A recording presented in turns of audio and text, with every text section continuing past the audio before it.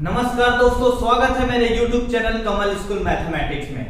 आज हम SCERT रायपुर द्वारा संचालित कक्षा 10वीं के गणित विषय के अध्याय नंबर 3 एक चर का द्विघात समीकरण क्वाड्रेटिक इक्वेशन के ऊपर बात करेंगे। पिछले 6 पार्ट में मैं प्रश्नावली 2 तक को कंप्लीट कर चुका हूं। अगर आप उसको नहीं देखे होंगे तो उसको एक बार देखिए। मैं उन 6 पार्टों का लिंक इस वीडियो के डिस्क्रिप्शन में दे दूंगा। हम लोग आज पढ़ेंगे वर्ग समीकरण को हल करने का एक नया तरीका। अभी तक मैं 2 तरीका बता चुका हूं, एक तो है गुणनखंड विधि और दूसरा है पूर्ण वर्ग विधि।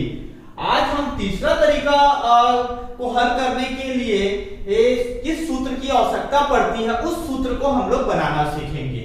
उस सूत्र की मदद से हम वर्ग समीकरण को हल कर सकते हैं, जो कि तीनों तरीके में सबसे आसान और सरल तरीका सूत्र विधि है। इसको सूत्र विधि कहते हैं क्योंकि ये फॉर्मूला से ही वर्ग समीकरण बनता है। ठीक है, तो आज पढ़ेंगे formula to solve quadratic equation. आप लोग हमेशा याद रखिएगा, एक क्वेश्चन आता है, इसको आगे बढ़ने से पहले एक बता दूं, 1 नंबर में 10वीं में क्वेश्चन आता है कि वर्ग समीकरण को हल करने वाला प्रथम भारतीय कौन थे। तो प्रथम भारतीय गणितज्ञ कौन थे, तो उसका आंसर है श्रीधराचार्य। इसको हमेशा आप याद रखिएगा, श्रीधराचार्य। ये भारतीय गणितज्ञ है जिन्होंने सबसे पहले वर्ग समीकरण को हल किया। ठीक है, तो ये क्वेश्चन कई बार आता है कि पहले भारतीय गणितज्ञ कौन थे जिन्होंने वर्ग समीकरण को हल किया है, तो क्या आएगा? श्रीधराचार्य। इसको हमेशा आप याद रखिएगा। तो आप इसको याद रखिएगा और इसको कई बार आता है प्रश्न। अब हम लोग आगे बढ़ते हैं कि वर्ग समीकरण को हल करने का सूत्र बनाते हैं हम लोग। कैसे बनाया जाता है उसके बाद पहले आज बेसिक पढ़ लेते हैं, उसके बाद एक क्वेश्चन लेके मैं इसको बताऊंगा कि कैसे। ठीक है, तो पहले सूत्र कैसे बनता है। ठीक है, तो हम लोग ये पूर्ण वर्ग विधि पढ़े हैं, वर्ग समीकरण को हल करने का दूसरा मेथड। ये पूर्ण वर्ग विधि से ही इस सूत्र को जनरेट किए। ठीक है, उसी सूत्र से हम लोग पूर्ण वर्ग विधि को पूरा सॉल्व करते हैं, वैसे सॉल्व करते जाएंगे और वहां से एक फॉर्मूला निकलेगा, उसी को हम लोग सूत्र विधि बोलते हैं। तो कैसे निकलेगा आगे कैसे, देखो ये वर्ग समीकरण का मानक रूप है। वर्ग समीकरण का मानक रूप क्या है जानते हो? मानक रूप ax⁻² धन bx धन c बराबर 0 है। ठीक है, जहां ठीक है a b और c क्या है? वास्तविक है। वास्तविक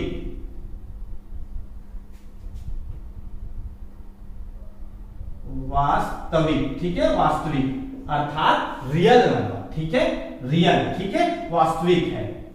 और याद रखना a not equal to 0, a का वैल्यू 0 नहीं हो सकता, ये हम लोग पढ़े। ठीक है, अब इसी को लेके हम लोग एक फॉर्मूला बनाते हैं। तो इसको सॉल्व कैसे करेंगे? पहले पूर्ण वर्ग विधि को सॉल्व करते हैं ना, वैसे सॉल्व करते हैं। ठीक है, तो ये क्या है? देखो ax⁻² धन bx धन c बराबर 0। इसको सॉल्व करने की कोशिश करते हैं हम लोग। ठीक है, पूर्ण वर्ग विधि में कैसे करते हैं? जो c रहता है उसको हम लोग क्या करते हैं? हम लोग पक्षांतर कर देते हैं। क्या बचा? ax⁻² धन bx बराबर क्या हो जाएगा? -c। ठीक है, इसके बाद क्या करते हैं हम लोग?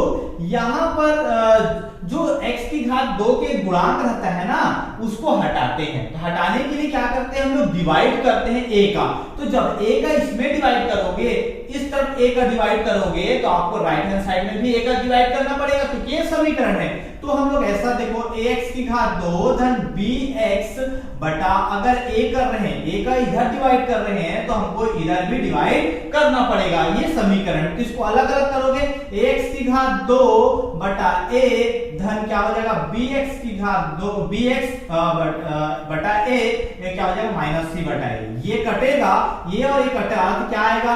x⁻² धन bx a बराबर -c बटा a। ठीक है, ये तो हम लोग पूर्ण वर्ग विधि में ऐसे सॉल्व करते हैं। ठीक है, अब अगला स्टेप क्या होता है? यहाँ पर 2 लाना रहता है। ठीक है। तो 2 कैसे लाएंगे, 2 का गुणा और 2 का भाग करेंगे, ठीक है। तो x की घात 2 धन क्या आएगा 2bx अपॉन 2a आया, ठीक है, बराबर माइनस c बटा a।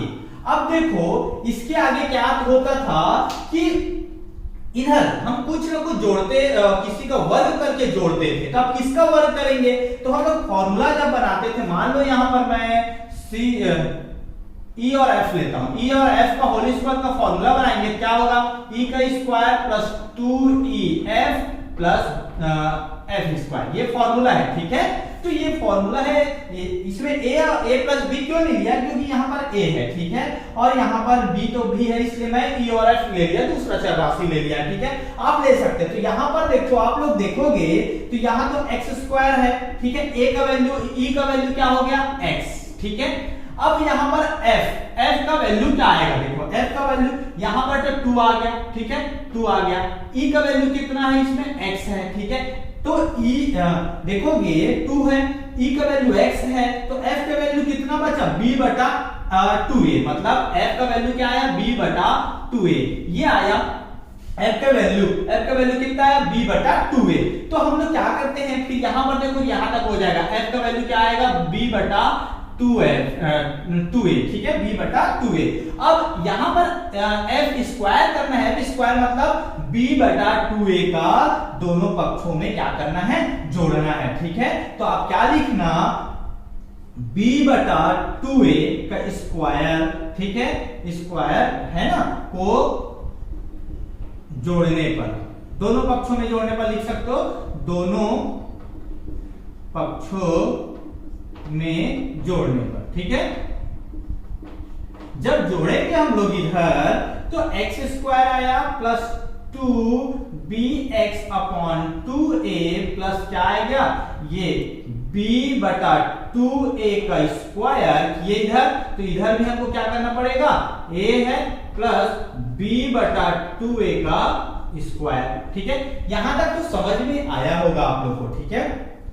अब ये आप लोग देखेंगे तो आप लोग ये देखेंगे, ये x plus b plus 2a का होल स्क्वायर का फॉर्मूला बन गया, x plus b upon 2a का होल स्क्वायर का क्या बन गया, फॉर्मूला। अब इसको सॉल्व करते हैं हम लोग, ये माइनस c बटा a हो जाएगा, प्लस इसका स्क्वायर क्या हो जाएगा, b स्क्वायर अपॉन क्या हो जाएगा 2 2 जा 4 और ये a स्क्वायर, मतलब इसका होल स्क्वायर करोगे 2 का कितना होगा 4, 2 दूनी 4, a का 1 की घात 2, ठीक है। अब इसको और सॉल्व करेंगे हम लोग, तो ये x प्लस b बटा 2a, ठीक है, का स्क्वायर बराबर, इसको सॉल्व करेंगे तो इन दोनों को क्या करेंगे हम लोग बराबर करते हैं, ठीक है।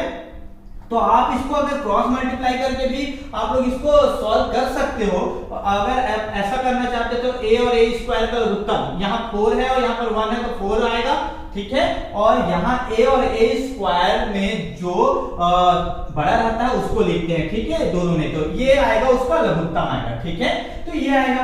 अब इसमें 4a स्क्वायर में हम a को डिवाइड करो, ठीक है, 4a स्क्वायर में a को डिवाइड करो, क्या आएगा 4a आएगा, तो 4a का हम लोग अगर इसमें मल्टीप्लाई करोगे तो ये आ रहा है, ठीक है, तो ऊपर में भी हमको 4a का मल्टीप्लाई करना पड़ेगा, कितना आएगा माइनस 4ac, मतलब इसमें ऊपर में 4a का मल्टीप्लाई किया, ठीक है, प्लस 4a स्क्वायर है, ठीक है, 4a स्क्वायर है तो इसमें 1 का मल्टीप्लाई किए तो ये है, तो ऊपर में भी 1 का मल्टीप्लाई करोगे क्या आएगा b स्क्वायर आएगा, ठीक है। इसको सॉल्व करेंगे तो इतना आएगा, ठीक है। अब आगे सॉल्व करते हैं हम लोग, आगे सॉल्व करते हैं तो ये देखो ये क्या हो गया x प्लस, ठीक है, b बाई 2a का होल स्क्वायर बराबर, देखो ये हम लोग पूरा पूर्ण वर्ग विधि हल कर रहे हैं, ये पूर्ण वर्ग विधि, यही क्या है, पूर्ण वर्ग विधि है। ऐसी पूर्ण वर्ग विधि को सॉल्व किया जाता है, सेम टू सेम हम लोग हल कर चुके हैं, ठीक है, पूर्ण वर्ग विधि से। उसी से हम लोग एक फॉर्मूला बना रहे हैं, तो केवल फॉर्मूले में रख देंगे तो आपका आंसर आ जाएगा, ठीक है। तो हम लोग ये पूर्ण वर्ग विधि में इसको हल कर चुके हैं, सेम टू सेम, ठीक है, उसी से हम लोग फॉर्मूला बना रहे हैं। तो ये क्या हो जाएगा, इसको जो प्लस वाले को पहले लिख देते हैं, मान b स्क्वायर, ठीक है, प्लस b स्क्वायर हो गया। अब ये माइनस 4ac अपॉन क्या आ गया 4a स्क्वायर, ठीक है, यहां तक आ गया, ठीक है। अब क्या करेंगे, इसी को लिखा हूं, बी स्क्वायर को इधर लिख दिया माइनस 4ac को उधर लिख दिया बस, कुछ नहीं। अब ये स्क्वायर है तो उधर जाएगा, क्या हो जाएगा, स्क्वायर रूट हो जाएगा x plus B upon 2a, ठीक है। अब ये उधर गया तो क्या हो जाएगा, वर्गमूल हो जाएगा, वर्गमूल होगा तो b square minus 4ac upon 4a square, ठीक है। और साथ में प्लस और माइनस लगेगा, ठीक है। अब क्या किए, ये प्लस है, x का वैल्यू निकालेंगे, प्लस उधर जाएगा क्या हो जाएगा, माइनस होगा। तो ये माइनस होगा तो इधर आएगा क्या हो जाएगा, माइनस b अपॉन 2a, ठीक है। इधर गया तो क्या हो माइनस, और यहाँ पर क्या है, प्लस और माइनस है। और देखो ये हो गया। अब इसमें से ऊपर वाले का वर्गमूल निकलेगा क्या, नहीं निकलेगा, इसलिए हम लोग ऐसे लिखेंगे b स्क्वायर, ठीक है, माइनस 4ac, और नीचे वाले का वर्गमूल निकल रहा है, 4 का वर्गमूल कितना होता है, 2, और 1 की घात 2 का वर्गमूल होता है 1, इसका वर्गमूल निकल जाएगा, 4 का 2 होगा और 1 की घात 2 का 1। तो यही क्या है, फॉर्मूला है। हम लोग क्या किए हैं, इसको कुछ नहीं किए, पूर्ण वर्ग विधि से हल किए हैं। पूर्ण वर्ग विधि बना के मतलब इसको कंप्लीटली स्क्वायर बनाए, उससे हल किए। तो जब पूर्ण वर्ग विधि को हल करेंगे ना तो ये आएगा x का वैल्यू, ठीक है। अगर पूर्ण वर्ग विधि अगर आप नहीं सीखोगे तो इसी प्रोसेस से आप हल कीजिएगा तो आपका आंसर आ जाएगा। पूर्ण वर्ग विधि से बनाने के लिए बोलेंगे तो इसका उसी से हमको एक फॉर्मूला नजर आया, फॉर्मूला बना। यही फॉर्मूला क्या कहलाता है, सूत्र विधि, क्वाड्रेटिक इक्वेशन का फॉर्मूला। ये फॉर्मूले इसको यही फॉर्मूला है, इसको और थोड़ा सा हल कर दें, थोड़ा सा बचा है और इसको और सॉल्व कर सकते हो आप लोग। x देखो ये क्या हो जाएगा, इन दोनों में 2a कॉमन है तो 2a को एक साथ लिख दिए, ठीक है। और क्या हो जाएगा, माइनस b प्लस माइनस ये क्या हो जाएगा, b स्क्वायर माइनस 4ac, ठीक है। ये फॉर्मूला, ये भी फॉर्मूला है, ठीक है। हम उसको थोड़ा सा और सॉल्व कर दिए, ठीक है। तो ये क्या हो जाएगा, सूत्र विधि बनाने का ये क्या है, फॉर्मूला है, ठीक है। ये फॉर्मूले को आप याद रखिएगा और इस फॉर्मूले में केवल a और b, जैसे इसमें दिया है a b और c, तो a b c का वैल्यू पुट कर दीजिएगा तो आपका आंसर आ जाएगा, ठीक है। ये हम लोग कैसे निकाले, हम इस मानक रूप को किससे सॉल्व किए, पूर्ण वर्ग विधि से सॉल्व किए। पूर्ण वर्ग विधि से सॉल्व किए तो ये सूत्र बना, ठीक है। अगर एग्जाम में आता है कि पूर्ण वर्ग विधि से सॉल्व कीजिए तो कोई क्वेश्चन रहेगा वर्ग समीकरण को, तो पूर्ण वर्ग विधि से ऐसा स्टेप बाय स्टेप आप सॉल्व करना तो x का वैल्यू निकलेगा, ठीक है। अगर बोलता है कि वर्ग समीकरण को हल कीजिए तो आप सूत्र विधि का इस्तेमाल कर सकते हो, पूर्ण वर्ग विधि का और एक गुणनखंड विधि का।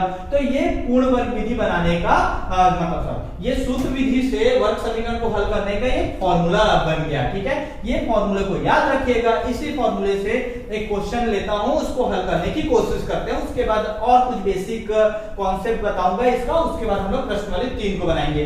पहले एक क्वेश्चन ले लेता हूं, उसके बाद इसको सॉल्व करते हैं सूत्र विधि से, ठीक है। एक क्वेश्चन है, वर्ग समीकरण को हल कीजिए। इसमें ये नहीं बोला है इसको पूर्ण वर्ग विधि से हल करो, गुणनखंड विधि से हल करो या सूत्र विधि से, तो आप तीनों में से कोई भी विधि से हल कर सकते हो। परंतु इसको हम लोग अभी हम लोग सूत्र बनाना सीखे हैं तो सूत्र विधि से इसको हल करेंगे। सूत्र बनाना कहां से सीखे हम लोग, पूर्ण वर्ग विधि को हल करते हैं ना, तो वहां से जो उसका सॉल्यूशन निकलता है वही क्या होता है, सूत्र होता है। तो उसी फॉर्मूले से इसको बनाना सीखेंगे, जो कि तीनों मेथड में सबसे आसान मेथड कौन सा है, सूत्र विधि, क्योंकि उस फॉर्मूले में केवल वैल्यू को पुट करना रहता है, उसके बाद आंसर आ जाता है। देखते हैं इससे बनाकर, ठीक है। इसमें आप देखोगे तो इसमें वैल्यू दिया, इसको पहले तो वर्ग समीकरण के रूप में बदलना है, तो वर्ग समीकरण के रूप में कैसे बनाएंगे, इसका गुणा इधर करो, कितना आ जाएगा, x की घात 2 x की घात 2 आएगा, फिर आएगा x का -1 के साथ गुणा होगा तो -x, फिर -1 का 2x के साथ होगा तो -2x, और माइनस माइनस +1 बराबर 0। अब इसको सॉल्व करोगे तो 2x की घात 2 ऋण ये दोनों सेम है तो 3x आएगा, धन a बराबर 0, ठीक है।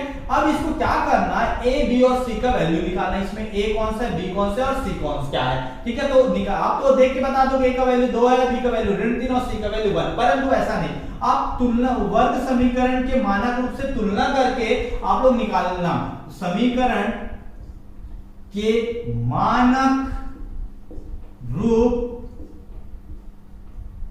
ax की घात 2 धन bx धन c बराबर 0 से तुलना करने पर, ठीक है, तुलना करने पर। जब तुलना करोगे आप तो a का वैल्यू कितना निकलेगा 2, b का वैल्यू निकलेगा -3 और c का वैल्यू निकलेगा 1। ठीक है, ये निकला। अब हम लोग सूत्र पढ़े हैं, हम लोग सूत्र से क्या पढ़े हैं, पूर्ण वर्ग विधि को हल किए तो एक सूत्र जनरेट हुआ, x बराबर क्या हुआ -b plus minus under root b square -4ac upon क्या निकला 2a। ठीक है, ये फॉर्मूला निकला। अब इसी फॉर्मूले में हम लोग पुट करेंगे, ये b का वैल्यू -3, ठीक, माइनस तो पहले से है, अब b का वैल्यू क्या है -3। ठीक है, अब ये प्लस माइनस ये b का वैल्यू कितना है -3 का स्क्वायर, ठीक है, -4, a का वैल्यू कितना है 2 और c का वैल्यू कितना है 1। ठीक है, अपॉन 2, a का वैल्यू कितना है 2। ठीक है, ये आया। अब इसको सॉल्व करो, ये माइनस माइनस मल्टीप्लाई होगा 3 आएगा। ठीक है, प्लस माइनस इसका जब -3 का वर्ग करोगे तो यहां पर क्या आएगा 9। हमेशा यहां पर पॉजिटिव वैल्यू आएगा। क्यों धनात्मक संख्या आएगा, याद रखना, निगेटिव रहे या चाहे पॉजिटिव रहे, धनात्मक रहे चाहे ऋणात्मक रहे, उसका घात अगर सम संख्या है ना तो हमेशा ये क्या होगा पॉजिटिव मतलब धनात्मक आएगा। 3 का वर्ग कितना होगा 9। ये बात को ध्यान रखिएगा कि यहाँ पर निगेटिव आएगा ही नहीं, ये धनात्मक ही आएगा। ठीक है, ऋण 3 को 2 बार गुणा किया 9 आएगा। अब इसको करोगे 4 दूनी 8 मतलब ऋण 8 बटा कितना होगा 2 दूनी 4। अब इसको सॉल्व करो, 3 प्लस माइनस 9 में से 8 गया कितना आया 1 आया। ठीक है, बटा 4। तो ये इसको और सॉल्व करोगे, 3 प्लस माइनस 1 का वर्गमूल क्या होता है 1 होता है। ठीक है, वो निकालोगे वर्गमूल तो 1 आएगा 4। ये अब आप यहां से एक बार प्लस चिन्ह ले लेना और एक बार माइनस चिन्ह। ठीक है, तो प्लस चिन्ह लेने पर, ठीक है, एक तरफ क्या लेना माइनस चिन्ह लेने पर। ठीक है, प्लस चिन्ह लेने पर और माइनस चिन्ह लेने पर। ठीक है, तो x बराबर क्या आया, x बराबर क्या आया 3 प्लस चिन्ह लोगे ना 1 बटा 4। ठीक है, और इधर क्या आएगा एक बार माइनस चिन्ह लेना, x बराबर 3 माइनस 1 बटा 4। ठीक है, तो ये क्या आया 3 और 1 4 बटा 4 कितना आया 1। x का मान कितना निकला 1 निकला, और इसको सॉल्व करोगे 3 में से 1 गया 2 बटा 4 मतलब 1 बटा 2। तो x का 2 मान निकला, एक तो निकला 1 और एक मान निकला 1 बटा 2। तो आसान है कि नहीं, तीनों मेथड में सबसे आसान तरीका सूत्र से हल करना वर्ग समीकरण को, तो ये आपको आना चाहिए, बहुत आसान है। ये कब ये फॉर्मूला आपको याद रहेगा तब बनेगा और बहुत आसानी से बन जाएगा। ठीक है, अब हम लोग आगे कुछ और इस प्रश्नावली को बनाने के लिए, प्रश्नावली 3 को बनाने के लिए कुछ और बेसिक कॉन्सेप्ट की जरूरत है, उसको पढ़ते हैं। उसके बाद हम लोग प्रश्नावली 3 की ओर बढ़ेंगे। तो पहले और कुछ बेसिक कॉन्सेप्ट है इसमें, और जानना क्या है आपको उसको मैं बताता हूं, उसके बाद हम लोग प्रश्नावली 3 को बनाएंगे। अब अगला टॉपिक है द्विघात वर्ग समीकरण के विभेदक, जिसको हम लोग विविध कर बोलते हैं, उसको निकालना सीखेंगे। क्या होता है पहले ये जानेंगे। ठीक है, distinct name of quadratic equation. ठीक है, डिस्क्रिमिनेंट ऑफ क्वाड्रेटिक इक्वेशन, ये क्या होता है इसको पहले हम लोग जानते हैं, उसके बाद हम लोग आगे बढ़ेंगे। सबसे पहले हम लोग अभी पढ़े हैं वर्ग समीकरण। एक है वर्ग समीकरण क्या है, ax की घात 2 धन bx धन c बराबर 0। इसको हल करने के एक सूत्र हम लोग जनरेट किए, क्या बना है -b plus minus b square -4ac upon 2a। ठीक है, ये हम लोग अभी बनाए फॉर्मूला। ठीक है, इसमें जो रूट के अंदर है, ठीक है, क्या है रूट के अंदर b square -4ac, b square -4ac root के अंदर है। इसी को क्या कहा जाता है विभेदक। इसी को क्या बोलते हैं विभेदक या विविध कर या तो डिस्क्रिमिनेंट कहा जाता है। ठीक है, किसको, इसको कहा जाता है। और इसको हम लोग किससे डिनोट करते हैं, d से डिनोट करते हैं, कैपिटल D, क्योंकि डिस्क्रिमिनेंट का फर्स्ट लेटर D है, इसलिए हम इसको D से डिनोट करते हैं। तो विभेदक क्या होता है b स्क्वायर, मतलब ये जो अंदर रूट के अंदर में रहेगा ना b स्क्वायर -4ac, वही क्या है डिस्क्रिमिनेंट अर्थात विभेदक या विविध कर। अगर एग्जाम में आता है कि विभेदक निकालो तो यही फॉर्मूला आपको उपयोग करना है, अगर विविध कर निकालो बोलेंगे तो यही फॉर्मूला उपयोग करना है, अगर डिस्क्रिमिनेट बोला जाता है तो भी यही फॉर्मूला आपको उपयोग करना है। ठीक है, तो आपको कुछ सबसे बहुत आसान है, इसमें क्या रहेगा, कोई क्वेश्चन दिया रहेगा, वर्ग समीकरण दिया रहेगा, उसका विभेदक ज्ञात कीजिए बोलेगा तो आप तो निकाल सकते हो ए बी और सी क्या क्या होता है उसको निकाल सकते हो, और इसमें केवल वैल्यू को रखना है, बी का वैल्यू रख देना है, ए का वैल्यू और सी का वैल्यू, आपको इतने हिस्से को बस हल करना है तो विभेदक निकल जाएगा। ठीक है, तो हम लोग जब प्रश्न वाली 3 को पढ़ेंगे ना, हम लोग क्वेश्चन सॉल्व करेंगे तो आप लोग को और आसानी से समझ में आ जाएगा। आप बस इतना जानो विभेदक ज्ञात करने का ये फॉर्मूला होता है, विभेदक ज्ञात करने का फॉर्मूला ये होता है। ठीक है, अब ये एक सवाल है कि इसको विभेदक क्यों बोलते हैं। ठीक है, विभेदक क्यों बोला जाता है, विभेद ये क्या करता है, इसमें दो वैल्यू निकलते हैं, कितने वैल्यू निकलेंगे, दो, एक बार प्लस लोगे तो निकलेगा और एक बार माइनस लोगे तो अगर विभेद ये दोनों वैल्यू को विभेद करता है मतलब दोनों में डिफरेंस करता है, या तो बराबर आएगा या तो अलग अलग आएगा। ठीक है, तो दोनों वैल्यू में क्या करता है, विभेद करता है। अगर इसका वैल्यू मान लो यही d का वैल्यू ही क्या करता है, दोनों वैल्यू में अंतर पैदा करता है। ठीक है, विभेद करता है, इसलिए इसको क्या बोला जाता है, विभेदक। अगर इसका वैल्यू शून्य हो, मान लो इसका वैल्यू अगर शून्य होता है, d का वैल्यू अगर शून्य होता है तो क्या आएगा, माइनस बी बटा ये प्लस माइनस शून्य आ जाएगा, इसका रूट निकालेंगे तो क्या आएगा, माइनस बी बटा 2a, एक बार प्लस लोगे तो भी यही आएगा और माइनस बी लोगे तो भी यही आएगा, प्लस लोगे तो जो माइनस बी में जीरो को जोड़ोगे तो यही आएगा, माइनस बी में अगर जीरो घटाओगे तो यही आएगा। मतलब अगर d का वैल्यू जीरो हुआ ना तो दोनों वैल्यू कैसे होंगे, समान होंगे। अगर इसमें समझ में आया, अब इसी में हम लोग 3 कंडीशन पढ़ेंगे। ठीक है, अभी अब आपको नेक्स्ट टॉपिक इसी में बताता हूँ, मूलों की प्रकृति, मतलब इसका 3 कंडीशन पढ़ेंगे। 3 कंडीशन क्या क्या है, ये d का वैल्यू, ये d है, ठीक है, b स्क्वायर माइनस 4ac, अगर d का वैल्यू 0 है तो आपको पता है कि दोनों बराबर होगा। ठीक है, वैल्यू अगर d का वैल्यू 0 से ज्यादा है, ठीक है, ग्रेटर देन 0 है, 0 से ज्यादा है तो क्या होगा, अगर 0 से कम है मतलब निगेटिव आएगा d का वैल्यू तो क्या होगा। ये 3 कंडीशन है, उसके ऊपर हम लोग अब बात करते हैं। हम आगे बढ़ते हैं, अब हम लोग पढ़ते हैं वर्ग समीकरण के मूलों की प्रकृति। ठीक है, वर्ग समीकरण के मूलों की प्रकृति क्या होती है, अर्थात nature of roots of quadratic equation. ये क्या होता है, पढ़ते हैं हम लोग ये जानते हैं कि ये वर्ग समीकरण है जहां a b और c क्या है, वास्तविक संख्या अर्थात रियल नंबर, और a क्या होता है, नॉट इक्वल टू 0, मतलब a का वैल्यू 0 नहीं हो सकता।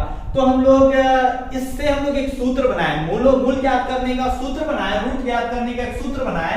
क्या सूत्र था, x is equal to minus b plus minus b square minus 4ac root में अपॉन 2a, ये फॉर्मूला बना। जहां हम लोग ये भी जानते हैं विविध कर निकाले विभेदक, जहां d बराबर क्या निकाले, b स्क्वायर माइनस 4ac, ये विविध कर होता है। ठीक है, अब इसको हम लोग ऐसा भी लिख सकते हैं, x बराबर माइनस बी प्लस माइनस ये अंडर रूट d बटा 2 है। ठीक है, ऐसा लिख सकते हैं इसको d।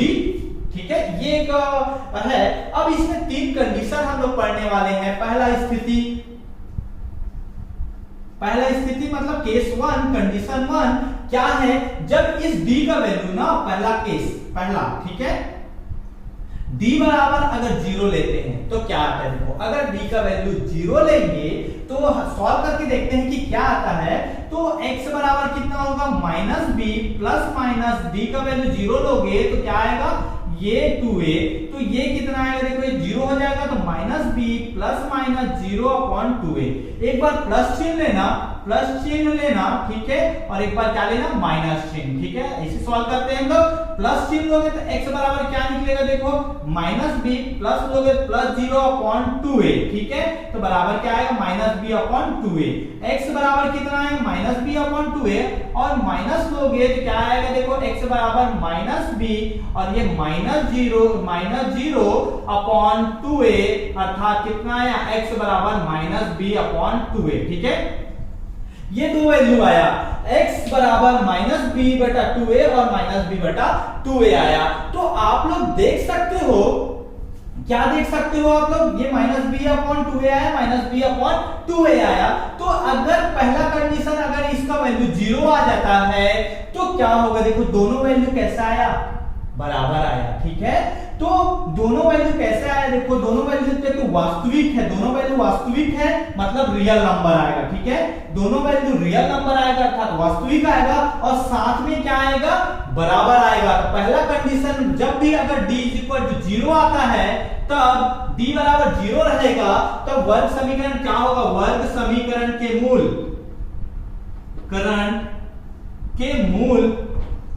दोनों मूल, ठीक है, दोनों मूल क्या होंगे, ये वास्तविक है और समान है, दोनों बराबर है और वास्तविक है, ठीक है। तो मूल कैसे होंगे, वास्तविक रियल नंबर, ठीक है, और क्या होंगे, एवं समान होंगे, ठीक है।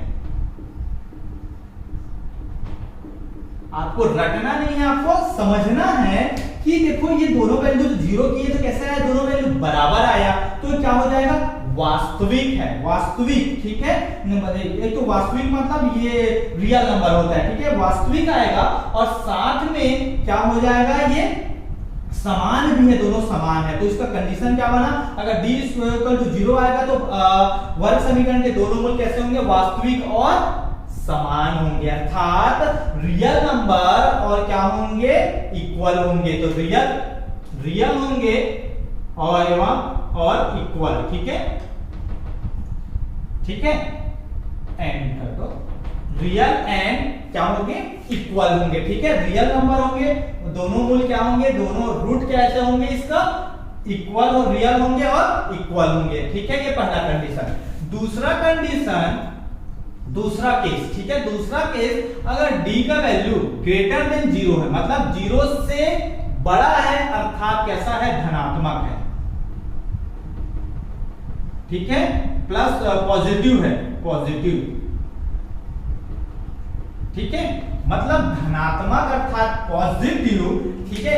ये d का वैल्यू कैसे करेंगे, 0 से बड़ा, 0 से बड़ा मतलब क्या होगा, पॉजिटिव वैल्यू आएगा, पॉजिटिव वैल्यू आएगा तब क्या आएगा, इसको देखते हैं, ठीक है। तो ये पॉजिटिव, एक एग्जांपल लेके मैं समझाता हूं। अगर d का वैल्यू मान लो, d का वैल्यू 49 मान लो, तो 0 से बड़ा है कि नहीं, बड़ा है, 0 से बड़ा है अर्थात धनात्मक है।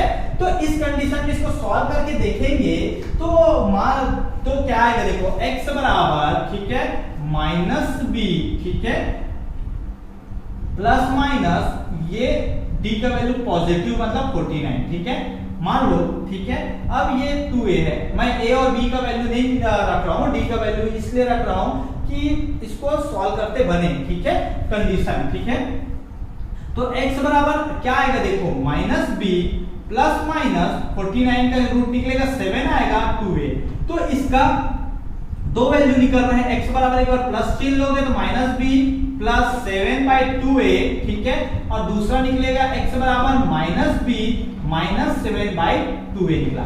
ये दो वैल्यू निकलेंगे, ठीक है, दो वैल्यू निकलेंगे और दोनों वैल्यू कैसा है, वास्तविक है, ठीक है, दोनों वैल्यू निकल जाएंगे, दोनों वैल्यू कैसे है, वास्तविक है अर्थात रियल नंबर है, परंतु वैल्यू समान रहेगा कि असमान रहेगा, ये आप बताओ। ये तो असमान रहेगा ना, देखो ये +7 इसमें जुड़ेगा और इसमें -7 होगा, तो दोनों वैल्यू अलग अलग रहेंगे, असमान रहेंगे। तो दूसरा कंडीशन इसका क्या बनता है, वर्ग समीकरण के दोनों मूल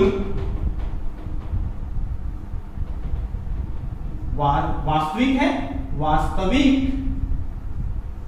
एवं असमान, असमान मतलब अलग अलग, असमान, ठीक है, असमान होंगे, ठीक है।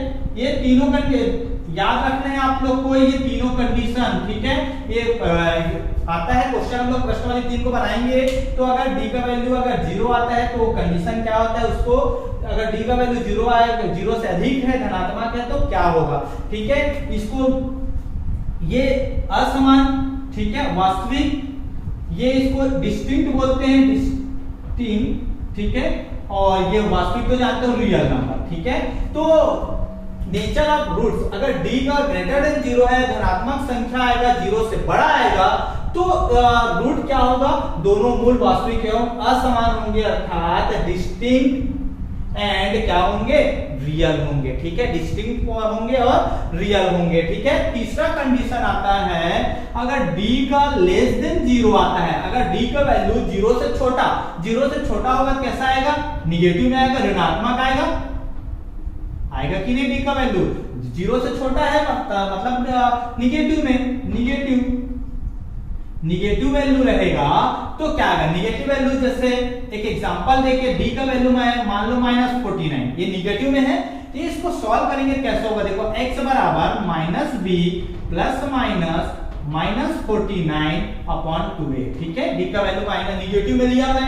अब आप लोग निगेटिव का वर्गमूल रूट नहीं निकलेगा, तो कैसे निकलेगा, ये इमेजिनरी पार्ट काल्पनिक संख्याएं निकलेंगी। देखो ये जब इसको कैसे सॉल्व करते हैं, ये -1 हो जाएगा और ये 49 होगा, ठीक है, इसको सॉल्व करेंगे तो ठीक है, -1 अलग कर दो और 49 को अलग कर दो, तो ये 49 का क्या निकलेगा, 7 निकलेगा और -1 का वर्गमूल निकालोगे तो इसको हम लोग क्या बोलते हैं, इमेजिनरी पार्ट बोलते हैं, i से आयोटा से डिनोट करते हैं -1 को, ठीक है, का वर्गमूल को, ठीक है, रूट को, इसको काल्पनिक संख्या बोलते हैं, काल्पनिक बोलते हैं, काल्पनिक, ये काल्पनिक अर्थात इमेजिनरी पॉइंट होगा, इमेजिनरी, ठीक है, इमेजिनरी नंबर होगा, इसको काल्पनिक बोला जाता है हिंदी में और इंग्लिश में इमेजिनरी बोला जाता है, ठीक है। तो ये जब ऐसा आएगा तो कंडीशन में क्या होगा, देखो दोनों वैल्यू कैसे होंगे, समान आएंगे कि असमान आएंगे, असमान आएंगे, क्यों आएंगे, देखो एक बार प्लस करोगे और एक बार माइनस करोगे, ठीक है, एक बार प्लस करोगे तो x बराबर -b प्लस -49, ठीक है, अपॉन 2a, ठीक है, और एक बार माइनस करोगे तो x बराबर -b माइनस -49 अपॉन 2a, ठीक है। तो दोनों वैल्यू अलग अलग आएगा, एक बार प्लस होगा तो दूसरा आएगा, माइनस होगा तो दूसरा आएगा, तो दोनों वैल्यू कैसे आएंगे, असमान आएंगे, मतलब एक पॉइंट मिला असमान, और वास्तविक होगा कि काल्पनिक होगा, तो क्या होगा, काल्पनिक होगा, क्योंकि निगेटिव वैल्यू को और जब रूट निकाला जाता है तो इमेजिनरी पॉइंट निकलता है, i निकलता है, ठीक है। तो कैसा आएगा तीसरा कंडीशन, वर्ग समीकरण के दोनों मूल क्या होंगे,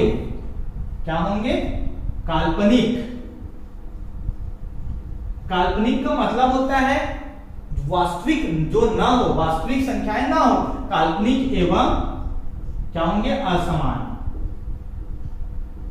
होंगे, ठीक है।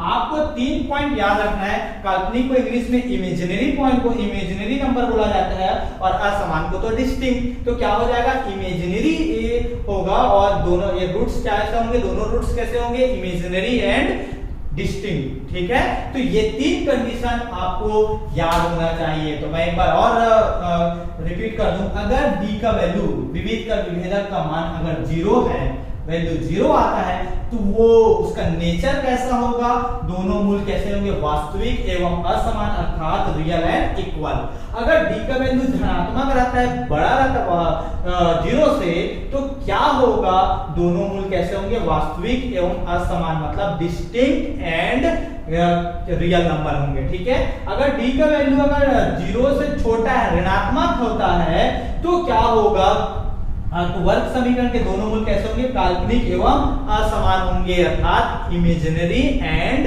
क्या होंगे, डिस्टिंक्ट होंगे, ठीक है। ये तीनों कंडीशन को आप लोग को याद रखना है, तभी प्रश्न वाली 3 बनेगा। प्रश्न वाली 3 को बनाने के लिए हमको 3 चीजों की आवश्यकता है, एक सूत्र विधि से हल करना आएगा, एक विविध कर याद करना, और एक उनका नेचर क्या होता है ये बताना आएगा। तो आप जो मैं अभी पढ़ाया हूं उसको अच्छे से पढ़िए, फिर हम नेक्स्ट क्लास में हम लोग क्या करते हैं, प्रश्न वाली 3 को सॉल्व करते हैं। अगले पार्ट में मैं प्रश्न वाली 3 को सॉल्व करके आपको बताता हूं, और कब बनेगा, जब इसको आप लोग समझे रहोगे तभी बनेगा। तो आप इसको समझिए, अच्छे से पढ़िए, तब मैं प्रश्न वाली 3 को बताऊंगा तो आपको आसानी से समझ में आ जाएगा। आई होप आपको ये मेरा वीडियो आपको पसंद आया होगा, समझ में आया होगा। अगर समझ में आया है तो लाइक कीजिए और अपने दोस्तों तक भी शेयर कीजिए, ताकि उनको भी इसका लाभ मिल सके।